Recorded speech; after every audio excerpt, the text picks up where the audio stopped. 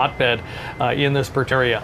Another thing with the past year and a half or 2 years has taught us is we have to embrace new technology, and because of that, today we're able to provide remote coverage from Dresden Raceway. They've got a big program coming up there this afternoon, and we want to welcome in Katie Hillier. She's been a familiar face on the Hanover Raceway broadcasts this season, and today helping us out from Dresden, making her COSA-TV debut. Katie, wonderful to have you with us, and how is the scene down there in Dresden this afternoon? It's absolutely beautiful, thank you. It's about 27 degrees and as sunny as can be. The crowd seems to be very happy here this afternoon, and the racing's going great. That's awesome, and I know Katie has had a chance to catch up with some of the connections there today. I'm sure the horse people as well, quite excited to be down there competing in these big OSS grassroots events. That's very true. I got a chance to spoke to Natasha Day and Chris Haskell earlier today, and all the horse people seem very thrilled to be here and competing in such great events, and especially at such a little track like this. It's amazing, really. So Nat Day, she was part of that Drivers Challenge, Female Drivers Challenge, as was Katie, covering off down there. Gary Patterson and the crew down there ready to go this afternoon as well. So Katie, have a great afternoon. We will check in with you a little bit later, and we will get back to Dresden shortly for their first of two that we're going to have from that venue. Again, Ontario Sire Stakes Grassroots Division, 3-year-old colt and gelding pacers. Should be a couple of good tilts there. I want to show you what we do have coming up today as part of our 6-race coverage altogether. It's going to be a lot of fun here this afternoon. We'll kick it off, as mentioned, at Dresden with that first grassroots division, and then we'll be back here to Grand River for a gold division of 3-year-old filly pacers. We had a track record equaling performance already in the first gold split. We'll tell you about that. Back to Dresden for more grassroots action, and then flipping ahead to later this afternoon, preferred trot event here at Grand River to set the stage for our co-headline events, the Battle of the Bells for the fillies, and the biggie, the Battle of Waterloo for 2-year-old colt and gelding pacers. We are just getting started on, as you can see, is a beautiful afternoon here. We'll take our first commercial break and be back with a whole lot more after this.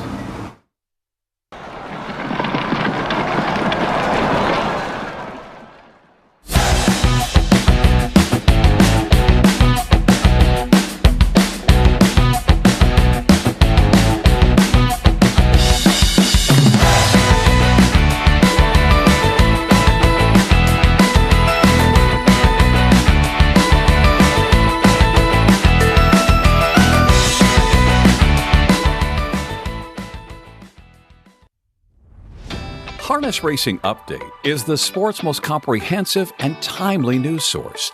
HRU covers the sport from all angles with news, features, photography, opinion, and analysis of racing. Also, HRU covers breeding and sales, as well as industry stories you need to know. It's all delivered by a deep, diverse, and talented team of writers and photographers. And the best news is that it's free to subscribe. Subscribe to HRU today for free at harnessracingupdate.com and see what everyone is talking about. Enjoy the thrill of the race anywhere, anytime with HPIBet.com. Join for free and use your smartphone, tablet, or PC to watch and wager when you can't be at the track. Stream live racing from over 450 tracks. Bet with ease from anywhere. It's safe and secure. Get rewards, race alerts, tips, and more. For a limited time, get $100 when you become a member. Plus, 1 month free live race streaming, and your first bet is on us. Go to HPIBet.com to join for free today.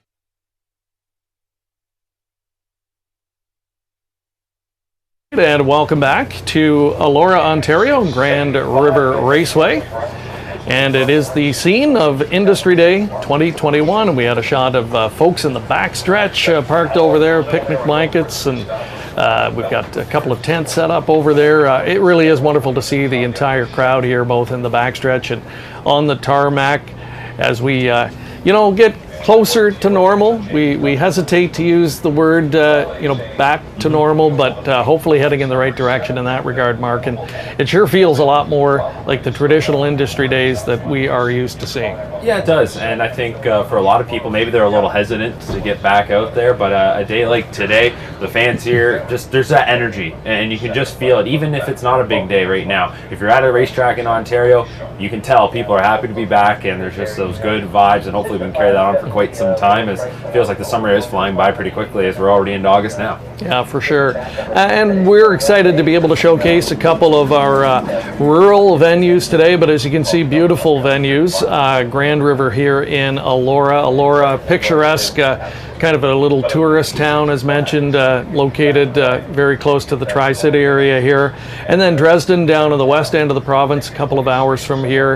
Again, a rural community. They're operated by an agricultural society there. And an excellent location there and a strong fan base as well.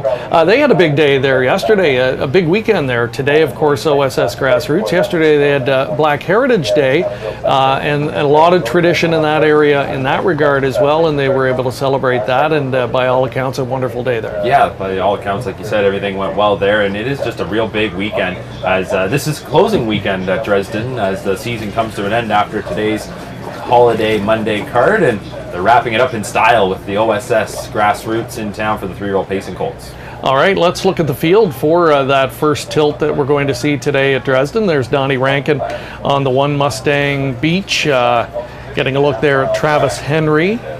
Travis is on 3. Harper's Harper's hat trick, I should say, for Chris Haskell. This guy's 6 for 10 this year, the son of sports writer, and really working his way up through the ranks. He could be one of those bubble horses, as I call them, at some point, where he's walking that line between grassroots and gold. Yeah, but real good showing in his most recent start, which was a grassroots at Woodbine Mohawk Park, where he finished 3rd, paced in 51-2. Last quarter, 26 in a piece. So, I mean, keep your eye on Harper's hat trick, and he's taking a bit of support as he is currently the 9-5 favorite. Compact group of 6 here, though, for this grassroots event. Dresden, a track that goes 7 wide, so we don't need to use the entire gate here, but a good field of 6. I think a very competitive contest, and the tote board is saying that for sure, with about 4 horses all hovering around the same price at the moment. And moments ago, we had a look at the 5 Magnum Moon, and it looked to me like Mark St. Louis Jr. perhaps picked up the drive there. Jay Harris was listed, so you get Mark St. Louis Jr., and he's just been absolutely on fire down at Dresden and Sarnia and those tracks. Won a couple, I think won 3 or 4 yesterday at Clinton Raceway as well. So he picks up Magnum Moon here, which looks like a major player for Jim Wellwood. He was a guy that started out last year at age 2 in the gold division. And sometimes that's what happens. Horses just maybe can't maintain that, or they come out of the gate, they're a little ahead of everyone else, but everyone else catches up. Here he is in a grassroots contest this afternoon with an opportunity to look for his 2nd win of the season. Horse I want to keep an eye on today, though, is Beef and Cheddar from the Cassidy Schneider barn. This one was a winner last Monday at Woodbine Mohawk Park, getting the job done there, and this was bit of a step up, I would say. Just had been consistently racing on the small half-mile ovals, goes to Woodbine Mohawk Park, gets the victory, now comes back with that confidence, and we'll see if Beef and Cheddar can maybe get a little mini win streak going here today. He's currently 3-1, coming from post position number 4. Very competitive 6-pack. No standout on the board right now. Lukewarm favorite, Harper's hat trick. We talked about him and the record he's put together. It's hard to overlook at any point a Bob McIntosh pupil in an event like this, and he's got the number 2 last bet. Austin Sorey putting up big numbers again this year, one of the up-and-coming young driving talents in the province. Post 2 to work with.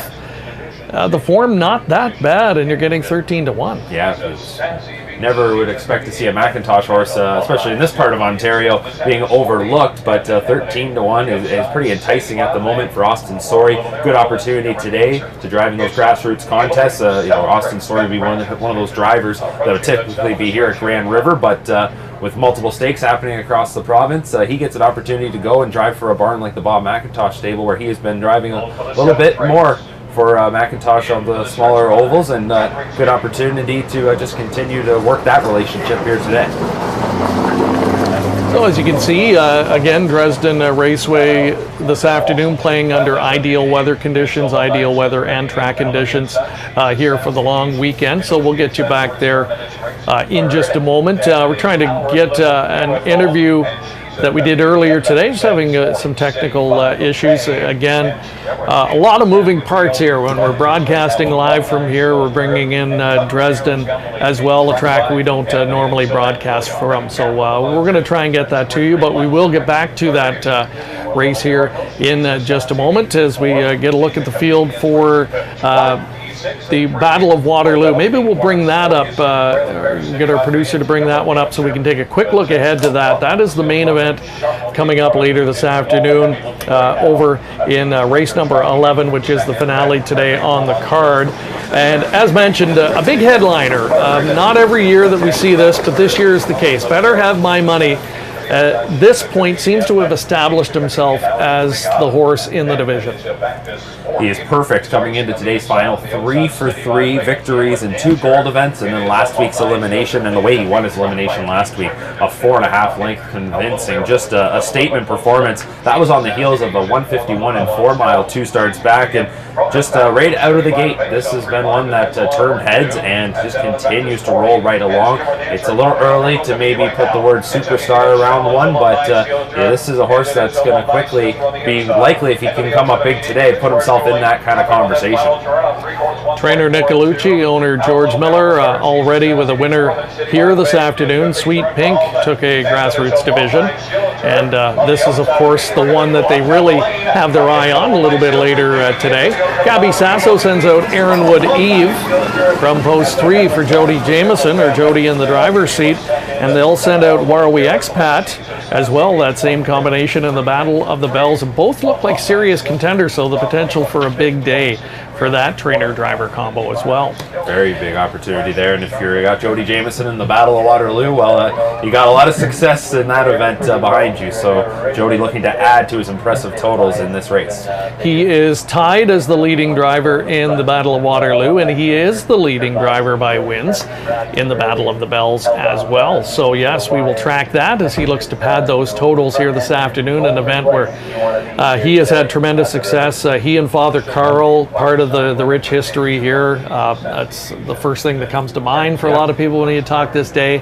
And the father-son combination of Greg and Doug McNair starting to really make their presence felt in the last few years as well. It's kind of funny to look at the history of this race and you see that Jameson name in the early stages, now McNair, so father-son, it's been a special day for those families, and for Carl Jameson already sent out a winner earlier today at Dresden Raceway, so maybe we'll see if Jody can follow that up with a little success here at Grand River. Yeah, and if there's a home turf advantage, you would certainly think it belongs to the McNairs. Their farm just up the road a little ways from here, so they're perfectly situated to come in here and really put their stamp on this event year in and year out, and we expect that again today.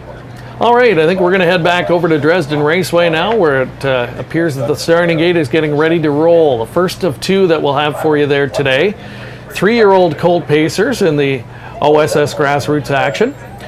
Similar setup there at Dresden, Mark. You see a lot of people, they opt to come in and just park there in the backstretch and tailgate a little bit. Again, it's got that wonderful small track feel. It's a huge part of the local community there. And they've got a big fan base, folks down around that area. Windsor Raceway, of course, for many years was one of the flagship racetracks in Canada. Leamington, not far away from there. Sarnia, real rich tradition, a hotbed for horses and horse fans in that area as well. Longtime voice of Dresden Raceway, Gary Patterson, has the call of our first from 2 from Dresden coming up. Geldings behind the gate. 1 is Mustang Beach, Donnie Rankin. 2, Last Bet, Austin Sorry. 3, Harper's Hat Trick, Travis Henry. 4, Beef and Cheddar, Elfie Carroll. 5, Magnum Moon, Mark St. Louis. 6, Premier Nacho, Paul McKenzie. The OSS Colts on the way to the start. Here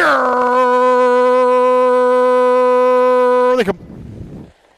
There we go. They're off and pacing out for the early lead as Mustang Beach along the pylons. Also leaving well, Harper's hat trick from post 3 as they head through that first turn. Harper's hat trick drives on to take over. In second is Mustang Beach at the pylons. Up third on the outside of the racetrack, Magnum Moon in motion. And fourth is the last bet as they march down the backside. Beef and Cheddar shuffle the fifth, and then it's the Premier Nacho. Now a little rough on the outside. It goes Magnum Moon, a little speed wobble as they pass by that opening station. Getting them there is Harper's hat trick. Travis Henry. They break the beam at the opening station in 28-2. In second of the pylons, Mustang Beach. On the outside third, Magnum Moon still coming. And a fourth, last bet. Back for fifth, Beef and Cheddar. Racing from sixth, Premier Nacho. Off the top turn down to the half-mile station they come. Leading the way, Harper's hat trick for Travis Henry. In second is Mustang Beach. Third on the outside, Magnum Moon. Racing in fourth, last bet. Back for fifth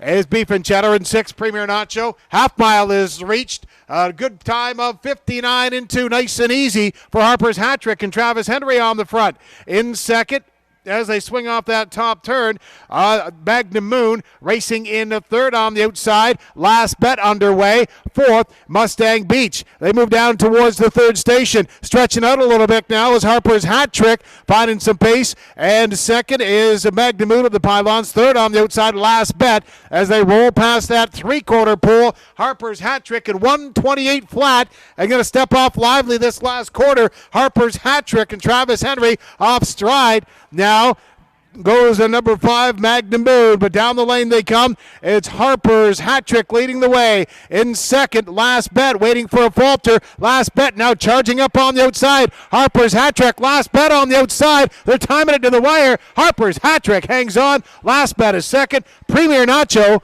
pays on the show ticket.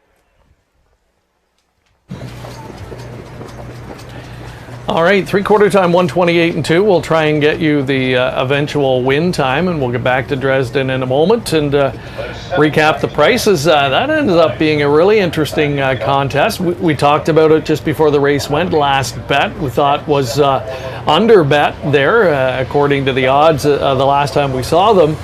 Makes a real race of it. Gary Patterson calls it, though, to the inside horse, Harper's hat trick. Pretty sure it was Harper's hat trick holding on, but it got very interesting there at the line. His last bet was coming on. Maybe Harper's hat trick got a little lonely up by himself on the lead as he let it out a notch just after three quarters and got a little bit of separation. Tough trip there for Magnum Moon. He just was never comfortable on the Dresden Oval. Made the break at the opening quarter, and then once again on the final turn. That's what you'll see sometimes when the horses go to tracks, different places they've never been, and again, Dresden the spot where for Magnum Moon, he just didn't like it today, I guess you could put it that way, but ultimately it was Harper's hat trick in 156-1, real strong mile.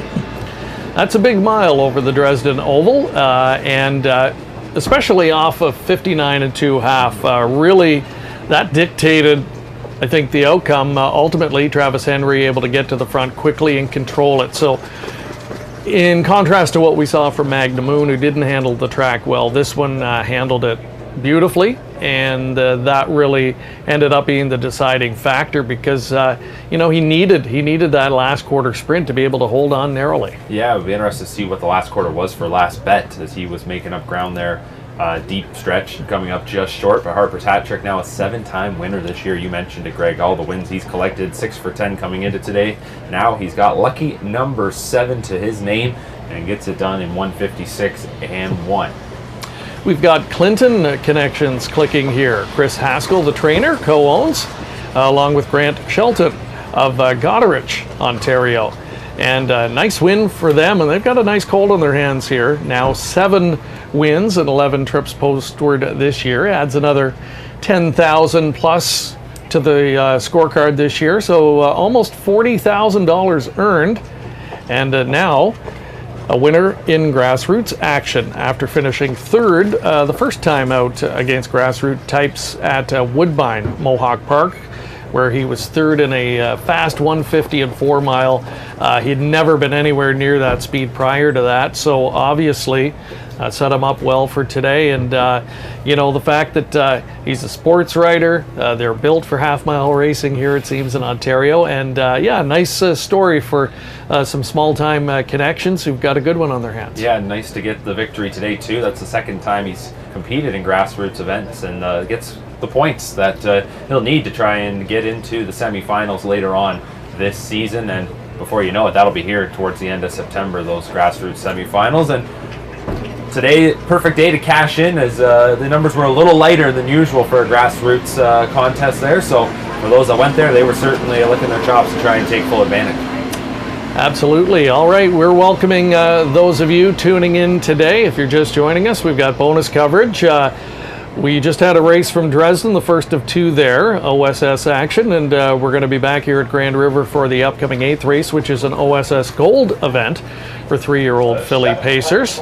Give you a quick look at the prices from that race at Dresden. Harper's Hat Trick, the even money favorite, winning it. The exactor paid $12.10 in that contest. So we'll get you back there a little bit later. Congratulations to the connections of Harper's Hat Trick winning there. If you're just joining us today, drop us a line. Let us know where you're watching from. We've got our contest continuing today. We want to congratulate Ghislaine Paquette, who won the set of autographed Jody Jameson driver colors from our show yesterday.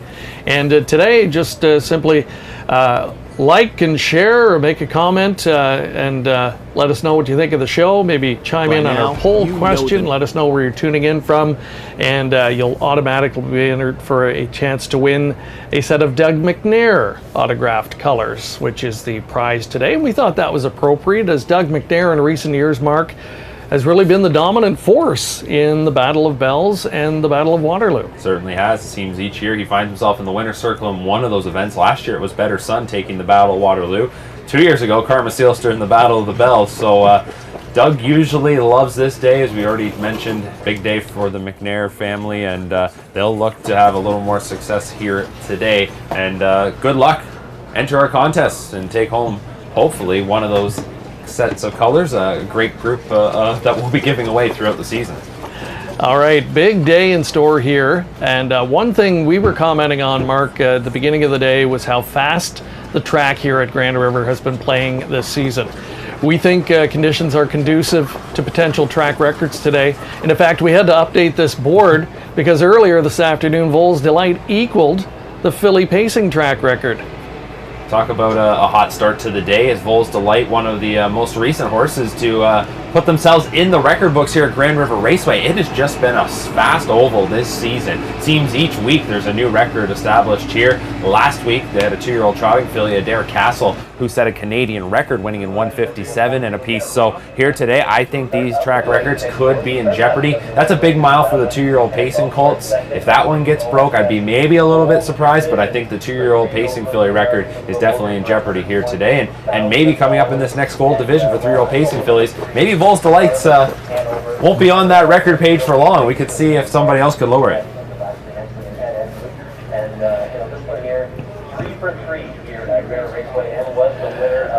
Alrighty, we want to welcome our viewers from far and wide today. A shout out to a few of them tuning in. Let's see, we've got Donna Males from Brighton, Ontario. Brian Gibb all the way from Scotland watching the show. Our friend of the show, J.D. Varnell, tuning in. Barb Timmons Longafee from Cape Breton. Sherwin Edwards tuning in. I believe Sherwin is from the Montreal area.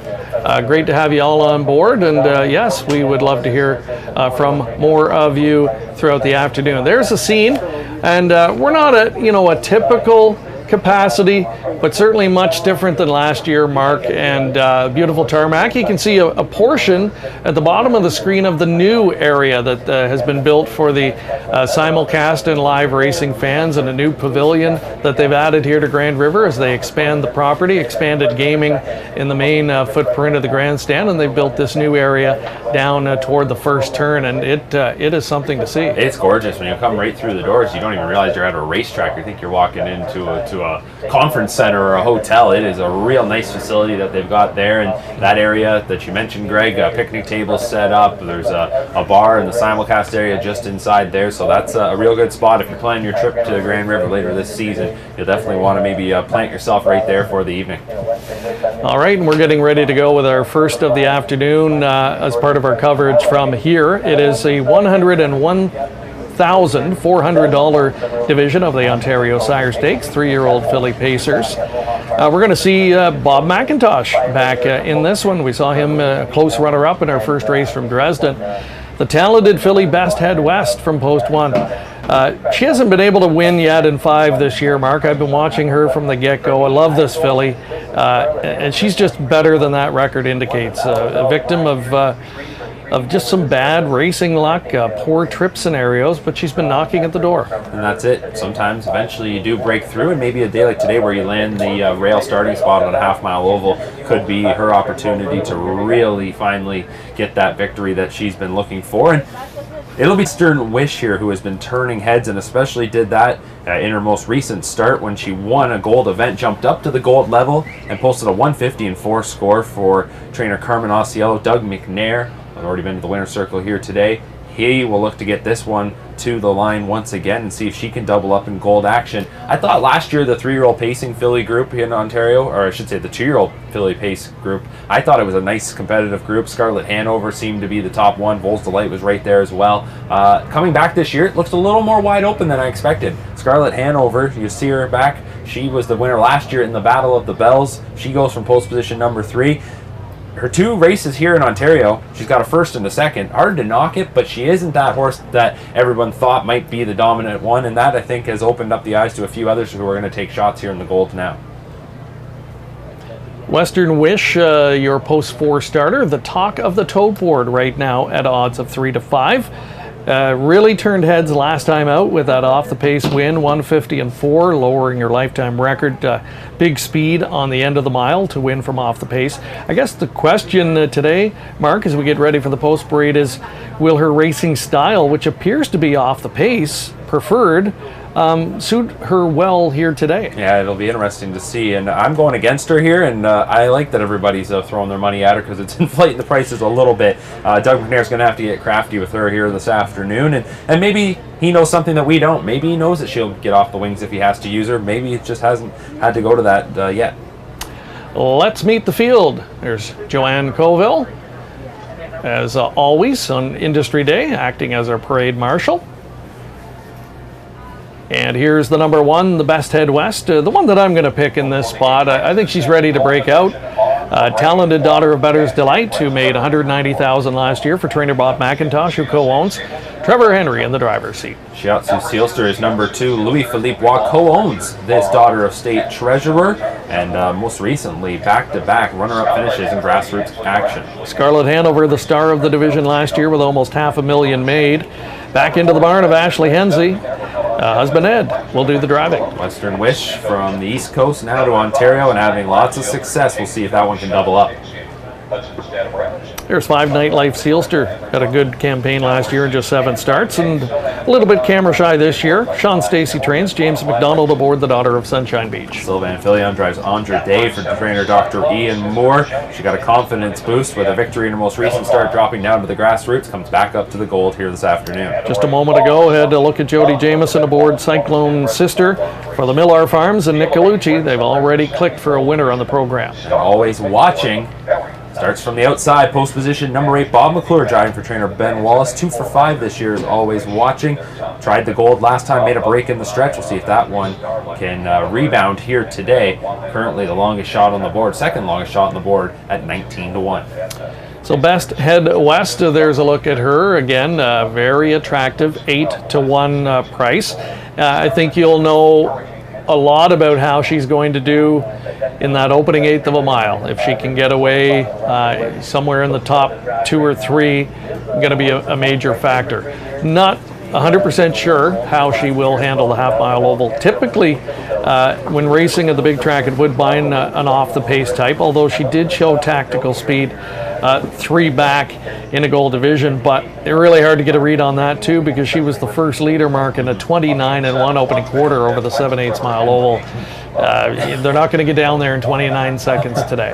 No, that's one of the most unusual races I've seen all year long. And I talked to a few of the drivers that were in that race, and I even asked them, I said, was the timer right? Because when do you see them go 29-1 with pacing fillies in a $100,000 race? But they said, it was an odd race right from the start, the way everyone got away, and Scarlett Hanover ended up getting control and going on to the victory when she really had to sprint in the back half.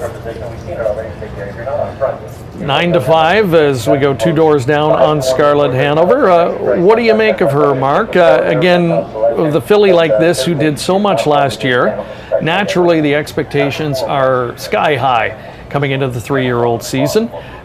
Has she been disappointing to you so far, or do you think she's been okay? It's so hard to say disappointing, just with the fact that, as I mentioned earlier, a first and a second in the first 2 golds this year. Hard to ask for her to do much more, but it was when she made her debut in the late spring, early summer, south of the border for trainer Ron Burke. She didn't end up looking like that star we thought she might be. Comes to Ontario, and maybe she's just going to find her rhythm now. Maybe she's going to settle in, and of course there'll be some Grand Circuit events for her coming up a little later on, later this month and into September at Woodbine Mohawk Park. So maybe that's where we'll see her kind of getting back to that top level. But here is a filly that last year we saw her slugging it out in the OSS Super Finals. Then she went right to Indiana for the Breeders' Crown, finished 3rd, beat half a length in that final. It was just an incredible campaign. She is a gritty filly, and Ed and Ashley Hensley, I know they had a lot of fun racing her for Team Burke last year, and they get the opportunity once again here in 2021.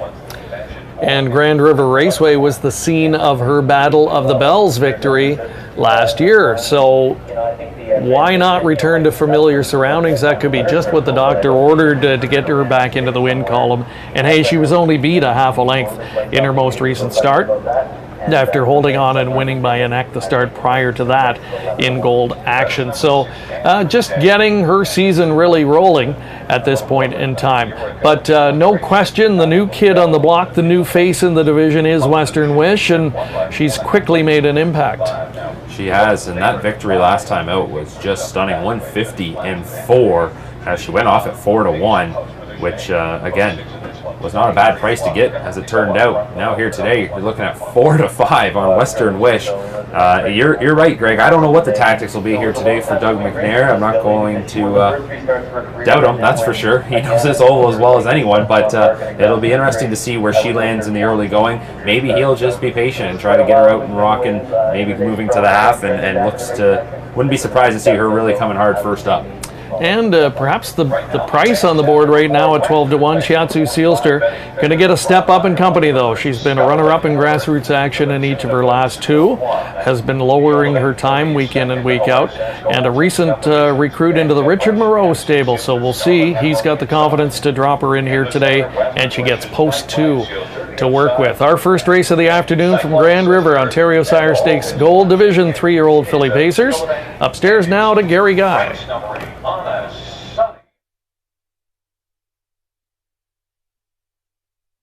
For the 8th, reaching the top of the stretch, here they come.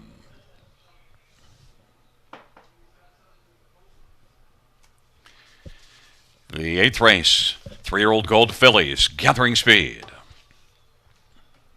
Field for the 8th race is at the start of the rough. Shiatsu Sealster, Scarlett Hanover dropping back on the inside, Best Head West, and Always Watching is going to charge from an outside post position as they work on around the turn.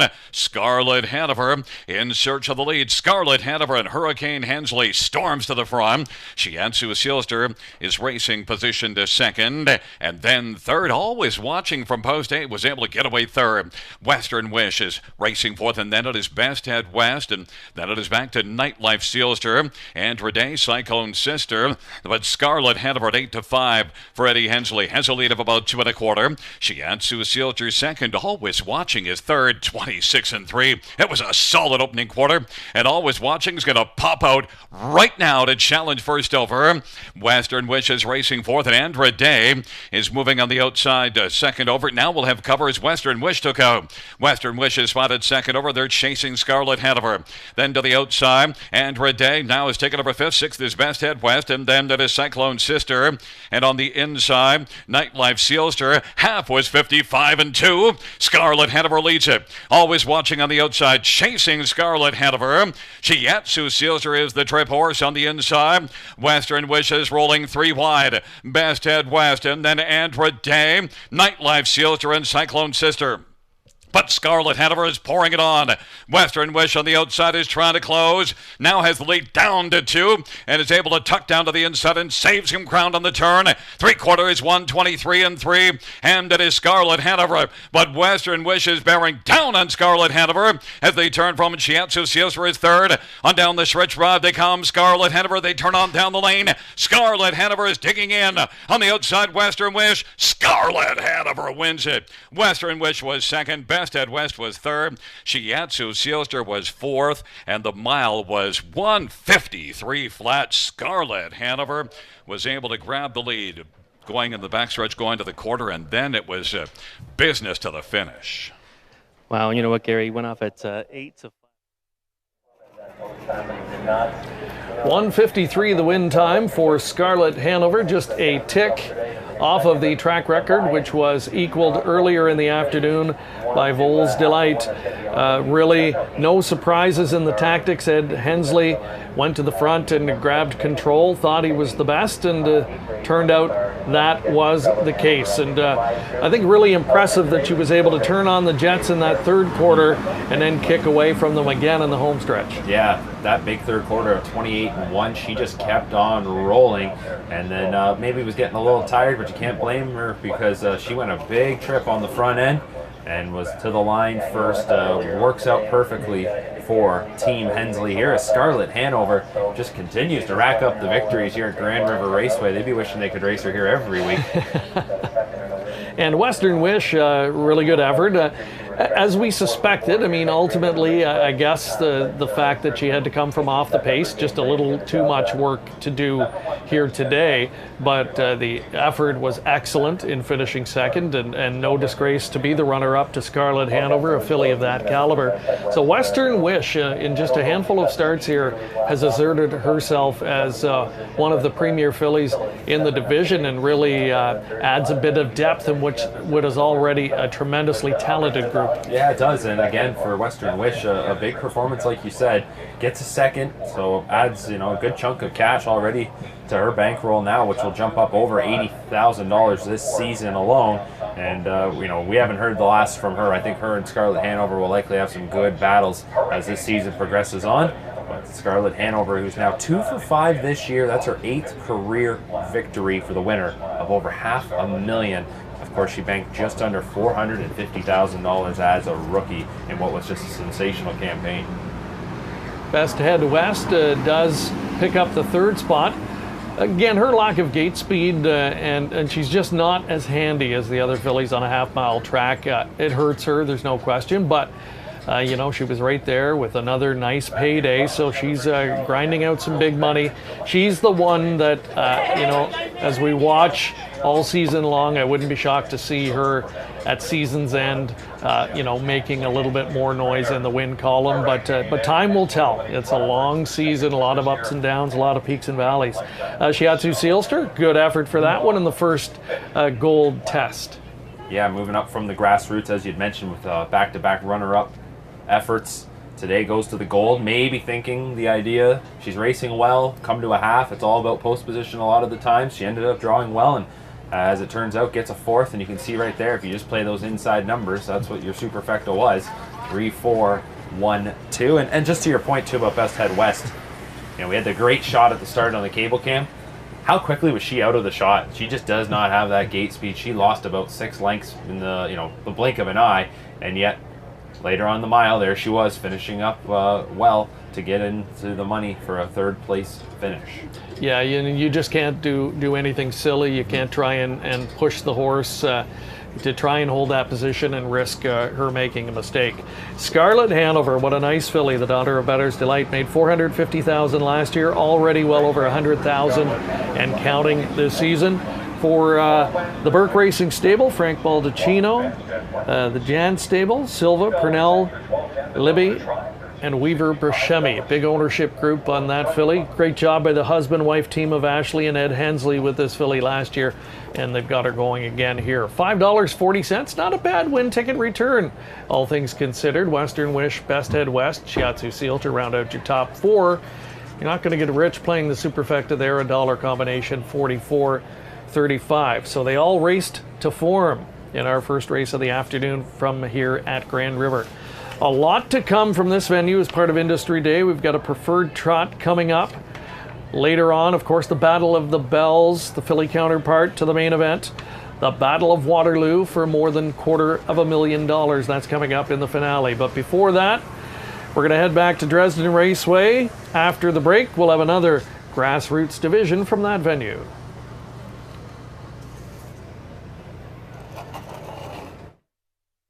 By now, you know the name COSA-TV, an industry leader producing unique, high-quality digital content promoting harness racing in Ontario. Features, virtual programming, live events, and more. COSA-TV has it covered. Follow our social media channels and be sure to subscribe to our YouTube page to view the latest content. And if you're looking to bet your favorite Ontario track, check out hpibet.com. COSA-TV, taking Ontario racing global. The Ontario Select Sale returns in 2021. The sale will be held September 26th at Winback Farm of Canada in Inglewood, Ontario. The sale will be live and have online bidding available. It also features first Ontario crop yearlings from My MVP. Sale consignment also highlighted by yearlings from Art Speak, Better Than Cheddar, and Shadow Play. For more information, visit OntarioSelectYearlingSale.com.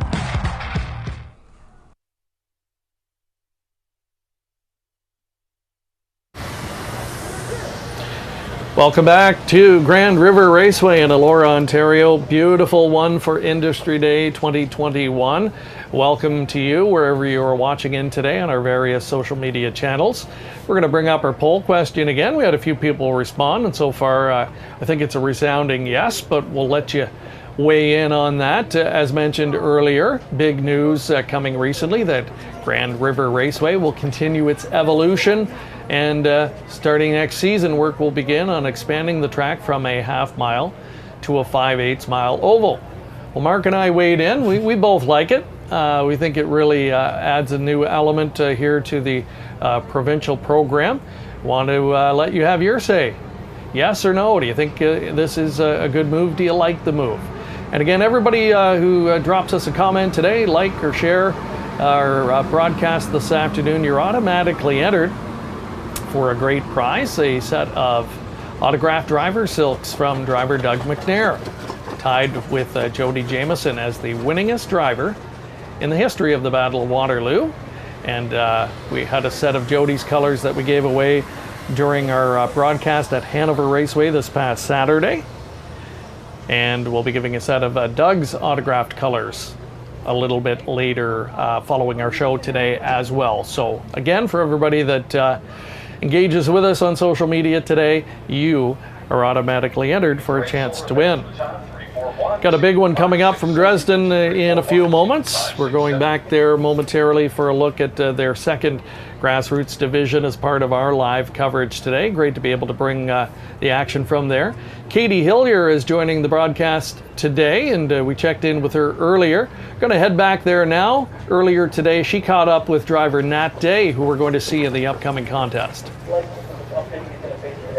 I'm joined here now by Nat Day, who was here 2 weeks ago for the OLG Women's Driving Championship, and she actually managed to win that with quite the competition you had going on between all of the ladies. What was driving in an event like that for you, Nat? Yeah, it was great to drive over here. It was great that it was an inaugural event and to win it. You know, just against all the girls that you don't see out there driving very often was good competition, nice tight racing. So hopefully they get more and more each year and more girl drivers come into it.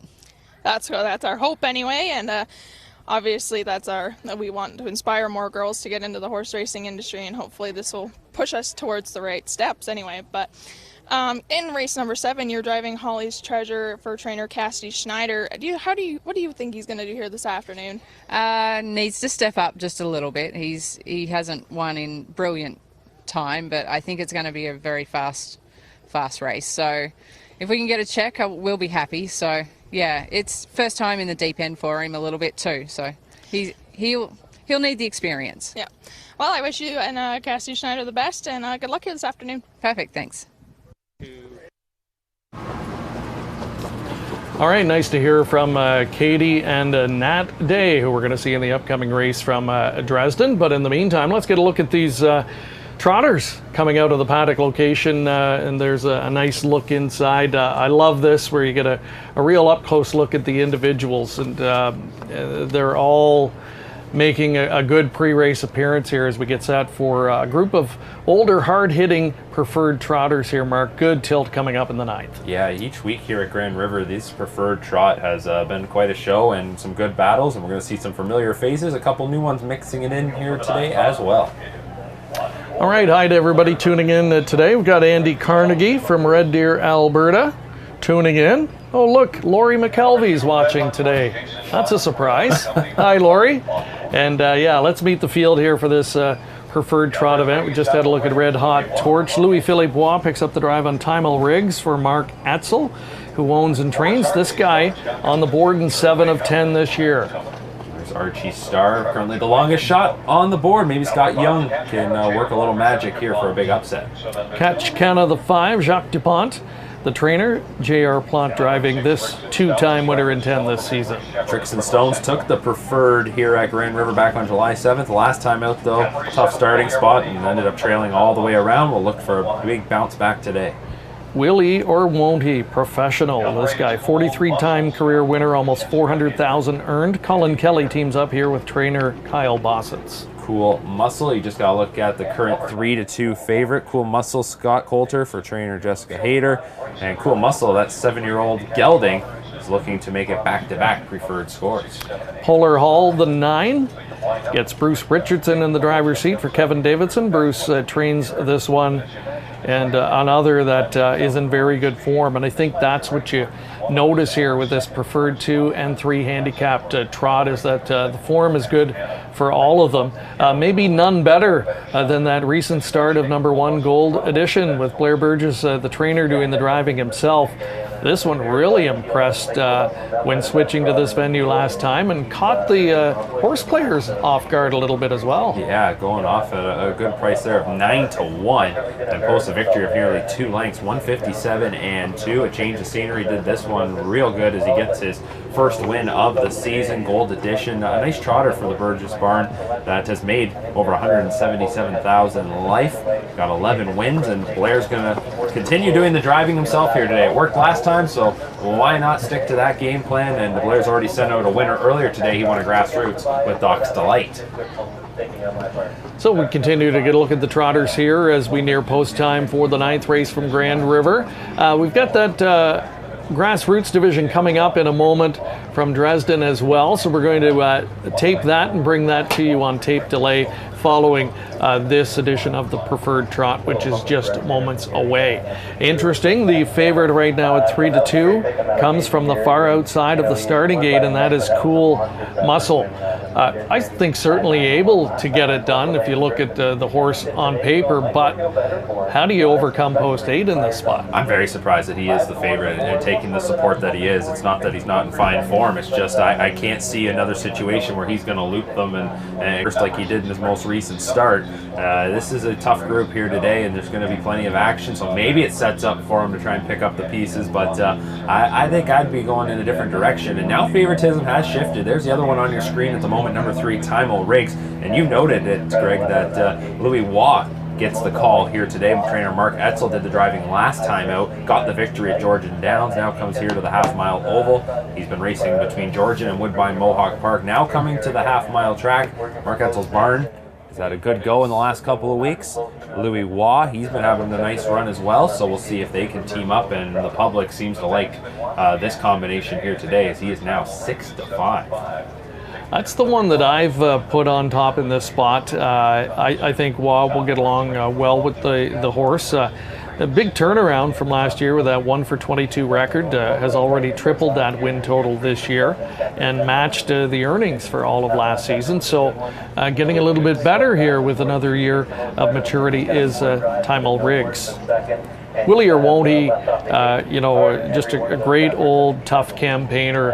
You know what you're going to get from this horse. And here's one that can snap the gate, Mark. So I think it's 7-1. That's a great ticket horse. Whether he wins or not, I think he could definitely hit your exactor and a trifecta place here. Yeah, definitely. And for Willie or won't he, it feels like he's been racing for 18 years. He's only 8 years old. It feels like he's been around forever. He's got 43 wins, like you talked about, in his career. Almost 400,000 made. If he gets the win here today, I think that would take him right over that mark. So we'll see if Willie or won't he can get past that milestone. I'm actually going to go with number 6, Tricks and Stones here. 3-1 on the morning line, currently 11-1. I love the price on Tricks and Stones. I just think last time out clearly just wasn't his day. Still went a pretty big third quarter. Just wasn't going to make up any ground coming from the back. 2 back, he was a winner. It was a nifty steer from Travis Cullen, and I'm going to go with Tricks and Stones.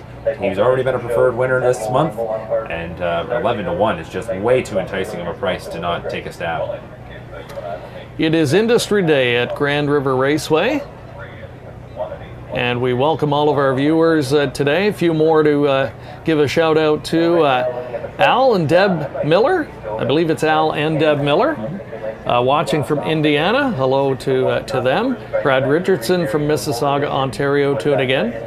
We've got our friend James Pearson once again from Scotland. So a couple of viewers from there. That's a place I really want to visit someday. That would be on my bucket list for sure. Michelle Plourde from Sudbury. Hello, Michelle. John March said he had some technical issues, so hopefully they've been rectified. Welcome to everybody tuning in today. Hope you're enjoying the coverage so far. Here is the preferred 2 and 3 trot. Gary Guy once again with the call.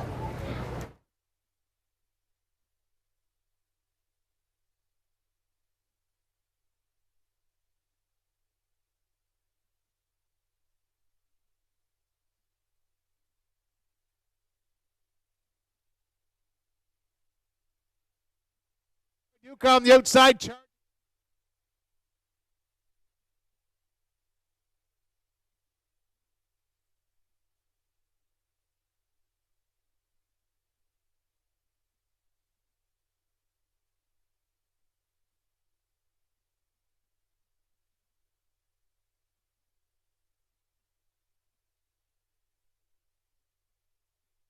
Willie or won't he's got the lead. 28 seconds the opening quarter. Catch Canis right there in the pocket. And Red Hot Torches racing a third as they work on around the turn.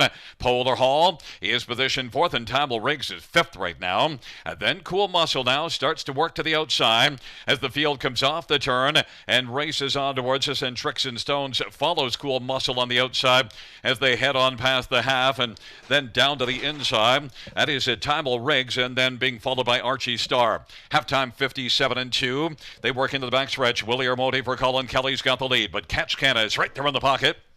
And racing third on the inside, Red Hot Torch, but Cool Muscle steadily advancing, has come on to take over 4th and is moving aggressively and is about to take over 3rd. Also from the backfield, Tricks and Stones is coming, but they got to catch Willie or won't he, who leads by about 2.5 lengths right now. Then it is Catch Canna, and Cool Muscle is muscled up to take over 3rd. 3/4, 126-2, and then it is Tricks and Stones and Red Hot Torch. They're about to turn for home.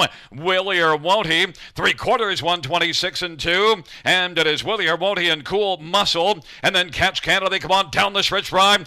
Willie or won't he as they come on down the lane. Willie or won't he? He will take it over Cool Muscle, and then Archie Star and Tricks and Stones. 156-3. Willie or won't he from post position 7. Well, there's another one on the outside that we didn't talk about that was racing really, really well, and it was Willie or won't he. As we expected, Willie or won't he went to the lead. We weren't sure if he could take it all the way to win, but we figured he'd be in the mix. Today, the old veteran brought his A game, and Mark, he flirted with the overall track record for Trotting Geldings. Didn't miss it by much. 156. It was the track record, or is the track record, I should say. 156 and 3 mile. Big 3/4 though. 126 and 2. I knew he was going to be pretty close off that 3/4, but he comes home in 30 and 1. That's enough to get the job done. The other horse we talked quite a bit about was Cool Muscle. He was taking a lot of attention on the outside of the gate. Ends up finishing second. Had to go a long journey though as he got away near the back, and then was moving uncovered for most of the middle half. So how about that? The outside too. This was a preferred handicap, but they ended up being the best. They overcame the tough posts. It's Willie or Won't He, career win 44 now for the 8-year-old. Big win for Colin Kelly. Good day for him. It's his second trip to the winner's circle here this afternoon. Another one of the young driving talents that relocated to Ontario just a few years back. Definitely one of the top reinsmen now at venues like Grand River, Western Fair in London. I'm sure we'll have his sights set at some point at Woodbine Mohawk Park, but winning races on a stage like today will certainly help that. It definitely does. A former leading driver here. He's already got a driving title at Grand River on his resume, and looking to add another one this season as he is having success, no doubt about it, and seeing his stock rise quickly. All right, so as mentioned, there was a race from Dresden, that second OSS Grassroots Division. Went just a few moments ago. We'll let you know there was a field of 6 again. Proline, one of the expected favorites from Post 1 for Luc Blais and Determination. Anthony Hahn was listed to do the driving. So I believe we've got that on tape, and we are going to send it over to there in a moment. We heard from Nat Day a few moments ago as well. She knew Holly's Treasure was up against it and was hoping for a good check with the step up in company today from Post 2. And in a moment, we're going to see how that did play out. Twin B Powerball was the number 3 in the field. Richard Moreau enlisting the services of Alfie Carroll, one of the top reinsmen from down in that part of the province as well. Had a couple of victories under the belt going in, and had raced the last 2 times out in grassroots action at Woodbine. Had a 3rd and a 5th place finish heading into this afternoon. So we'll see if that one was able to step up. Between I and You, Flash Cube and Mr. Charisma going to complete the field as we get a look here at the veteran, Willie or Won't He, making his way back. So we'll throw to that race at Dresden in just a moment as we continue to look at a happy Winter Circle entourage. And Willie or Won't He getting up there a little bit. I would say he's, what would you call him, middle-aged now in racehorse years. Looks fantastic though. Nice big shiny coat on him, and yeah, he looks great. Yeah, he does, and I think I said it before the race, I feel like he's been around forever, but he's only 8, and he's got a lot of racing ahead of him, and we'll see what that next milestone will be for him. He's going to now be right around $400,000 in career earnings, 44 wins, so obviously sights will be set on getting to 50 lifetime victories, which the way that he racks up the wins sometimes, last year it was only 3 for 14, but this year now he's already got 4, so he is humming along. All right, there's a look at the pari-mutuel details, and wow, if you hooked up Willie or Won't He with the favorite Cool Muscle and were able to get a couple in underneath, you get a 20-cent superfecta at almost $900. Solid exactor and try payout there as well. Willie or Won't He rewards his loyal backers today generously with an almost $17 win ticket. Apparently they're under an inquiry at Dresden from that race, so we're going to take a quick commercial break, and when we come back we hope to have that one for you on tape delay on a busy afternoon from Grand River Raceway.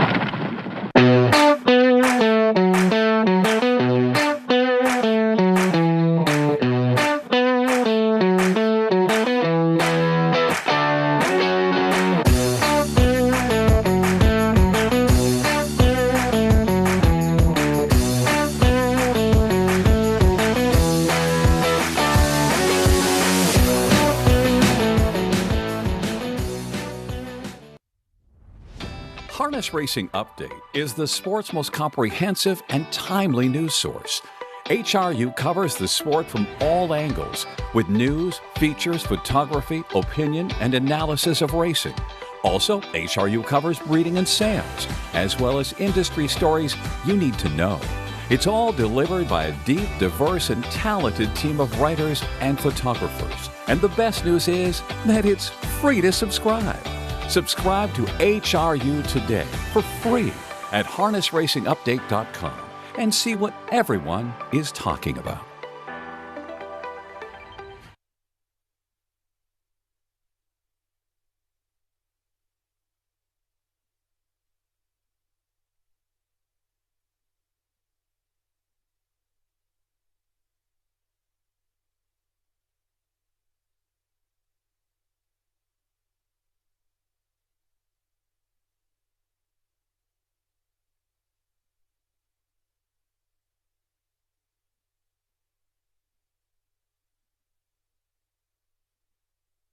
And River Raceway and the tarmac, yes, place your bets here, and hopefully you've been having some luck if you are playing along and watching with us today.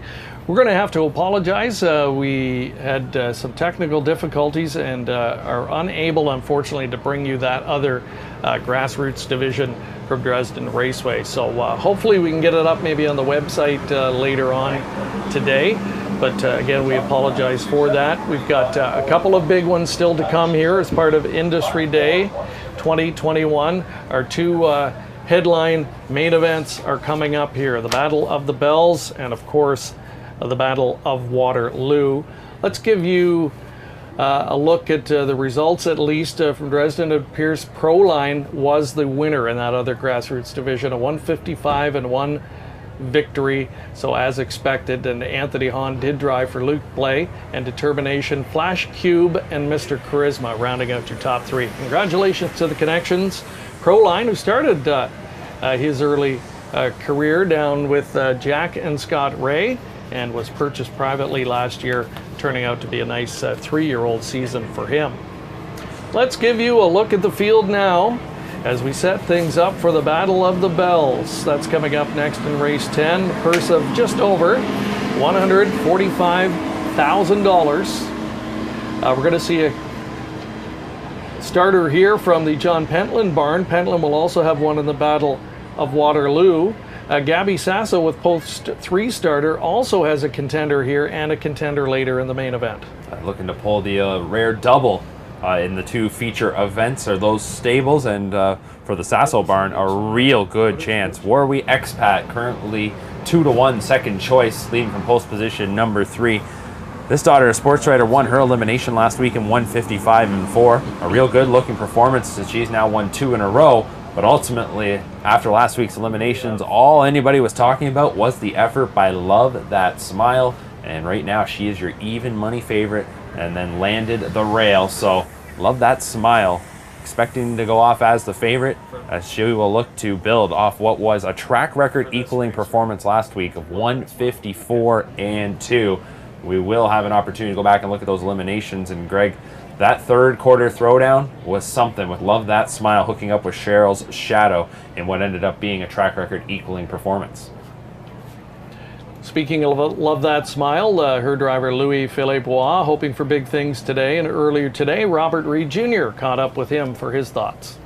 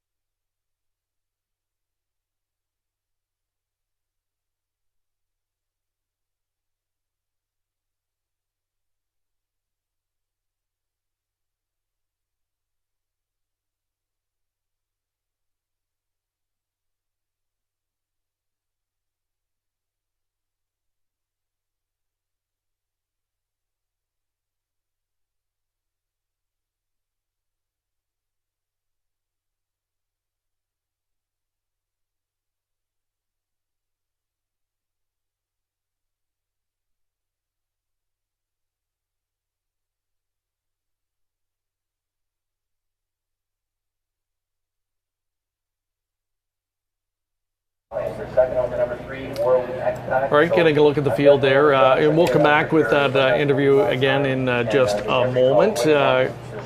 We should note as well here on the graphic that there will be 9 starters. The 10 Darby O'Gill was the also eligible. So you'll have one from the trailing tier here. Let's talk about that a little bit, Mark. Traditionally, what kind of a trip scenario does that work out to in these big races? Well, when you got a horse like Love That Smile leaving from the rail, one that you know can probably jet out of there and is going to have to, here's an opportunity for you to find yourself likely mid-pack, maybe even in the upper half of the group. We'll see for a horse like Mary Keep On Burning. This is Trevor Henry. He knows how to get one out of there, but we've not seen any gate speed from her just yet, so it'll be hard to predict that she's going to land up too close, even sticking on the one's back. She'd really have to show us something that we've never seen before. Ultimately, though, we usually see a few firing, and everyone's got to take their shot. Now, number 8 is out. Darby O'Gill draws in as the also eligible. So we do have still that field of 9, and no change when it comes to post positions in that sense, as the also eligible will draw in to the post position number 8 spot on the far outside of the gate. Also worth noting, Greg, the elimination winners, they had the opportunity to draw for post 1 through 5, so they were secured at least a spot from the center to the inside of the gate. Where are we expat in here? The daughter of sports writer. We've already seen sports writer make his presence felt again here this afternoon, and we know the tradition that he brings to races like the Battle of the Bells and Battle of Waterloo, and she was an impressive winner last week in her elimination after a grassroots victory the start prior. So let's take a look back to last week's elimination. This final here today. So 1 week ago, it was Love That Smile emerging victorious here. Hard fought victory though, Mark. Had to earn it. Did she ever? Huge 3 quarters there, 125 for 3 quarters. It was the third quarter paced in sub 28 speed, and you wondered what was going to be left for Love That Smile. Well, she just kept on rolling and equals the track record of 154 and 2. Full marks to Cheryl's Shadow. Did she ever show some fight? She finished second there. Did she get roughed up? No doubt about it, but man, she raced well to finish second. It was well back then to the rest. So that was the first split. Love That Smile making a statement with that victory in 154 and 2 in track record equaling time. Second split, Warrawee Expat went to the front, took no prisoners, and a little bit different scenario. Easy fractions in the opening half, so had lots left in the tank. Very well rated, got a breather in the second quarter, didn't have to go a huge third quarter, and then she is able to complete the coast-to-coast victory as she would stop the clock in 155 and 4. Final quarter 28 and 2. 2 straight wins now for Warrawee Expat. She debuted in the grassroots, was third in her career debut. Since then, she's found the winner's circle 2 times in a row. She's looking to make it now 3 straight for Jody Jamieson and trainer Gabby Sasso. 155 and 4, not as flashy in the time department, but I don't think the connections would be the least bit concerned by that. She punches her ticket into the final with authority and looked very good in doing it and has been improving. That was only her 3rd career start, so I think plenty of upside for these fillies, certainly at this point in their career. There's a look at Love That Smile. Louis Philippe Roy in the driver's seat here for Rene Barassa, 2 for 4 coming in. In terms of trying to handicap the race, how do you see it unfolding? Well, I think for Louis Waugh, he's going to likely get out of there as best as he can, but he's probably not going to be on the front in the early going. I expect he'll be quarter poling and try to get command once the dust settles a little bit. I'm looking for someone that'll likely shake things up, and I think Speak Your Mind and Tyler Moore, that might be the kind of horse. And also Cheryl's Shadow. James McDonald's got to go forward once again after what we saw last week from her when she was out on the front.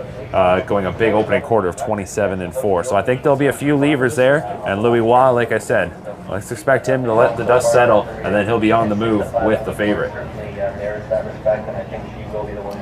Speak Your Mind, you mentioned that one. Tyler Moore will team up here, another father-son combination, Dr. Ian Moore training. Tyler had 3 winners yesterday at Clinton and enjoying a good season in the race bike, and a big opportunity for him here. And this filly has certainly shown that she can go with this level of competition. Not surprising, she's got a lot of pedigree on her side. A half sister to Veracity, a winner of $840,000. Despite that, though, a bargain basement $6,000 yearling purchase. That's it. It jumps right out on the page, and we see that she only sold for $6,000. Obviously, that has turned into a great investment with already $70,000 made. She won the first gold event of the season. We talk about just a filly here that's likely maybe been a little bit of a surprise. Who knows? But she's raced real well with now 3 starts under her belt, a win and 2 seconds. A daughter of Art Speak. Art Speak hasn't made a whole lot of noise as a stallion here in Ontario, but maybe that can start to turn as here's a good filly from him. There's a look at her and Warrawee Expat, who leaves just next door, also just a $6,000 yearling purchase at the Ontario Selected Sale. $19,000 on her card from 3 starts, including that elimination win a week ago. A little bit further out, another sports writer filly who was a more lucrative yearling purchase. Do It for Josie, $38,000 at the London Selected Yearling Sale. Plenty of stakes winning types in this one's family. This one is a sister to the likes of Angers Bayama, Yaris VIP Bayama, all winners of 200,000 plus in their racing careers and still going strong. Angers Bayama, one that we see regularly in the top class at the Meadowlands as well. And this is the type, Mark, that we kind of overlook. You know, when they're 3rd and 4th in the elimination, they race pretty well. We focus in on 2 or 3, especially toward the inside in these races, and often something happens and sets it up, and that's the type that could jump up, and you're getting much more value out there. 35-1 on her. Yeah, if you really like anyone besides the elimination winners, you're probably licking your chops, because the elimination winners are taking all the money, and then the prices are pretty high up there for the rest of them. Speak Your Mind is the 3rd choice at 7-1. After that, everybody else is in the double digits. And you make a good point. Last week in those eliminations, you had to be top 4 to guarantee yourself a spot in the final. 1 5th-place finisher, drawn by Lot, also advanced, and this was one that was right in the hunt. They were tightly packed. We saw that replay for that second elimination, and for Colin Kelly, this could be a real big day if he could come through with this sports writer filly. We already talked about his stock being on the rise. Well, they would really catapult, wouldn't it, with a win here.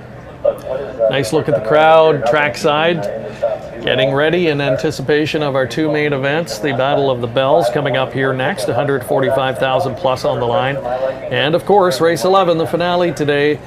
We wrap things up with the $250,000 plus Battle of Waterloo final. A guy that's got a starter in both, a guy that we see, it seems, year after year on this day, John Pentland, and a major contender here in Big Better Hanover. And Big Better Hanover races for John Pentland, also co-owned by Jack Darling. So prominent connections, no doubt about that. And Big Better Hanover's one that when she came out in her baby races, back-to-back qualifying scores, certainly had her on the radar of many. And then went to the grassroots, finished 3rd, a well-beaten 3rd, and then came here to Grand River. So just 2 starts under her belt, and that is the fewest in this field.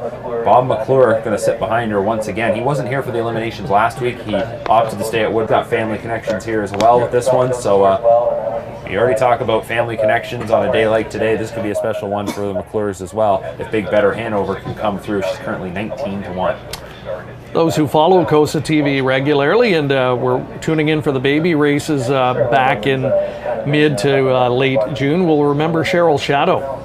She really turned heads with the back-to-back qualifying victories. It hasn't translated into the win column, though, in pari-mutuel action, but a pretty good effort last week in the Elim. She raced huge, and I'm going to be curious to see if that big performance, though, maybe took a little bit out of her, but I expect to see her forwardly placed, expect to see her right in the mix when the wings close. Here we go. 2-year-old filly Pacers in the Battle of the Bells. Here we go, 2-year-old filly Pacers in the Battle of the Bells. And once again, Gary Guy with the description.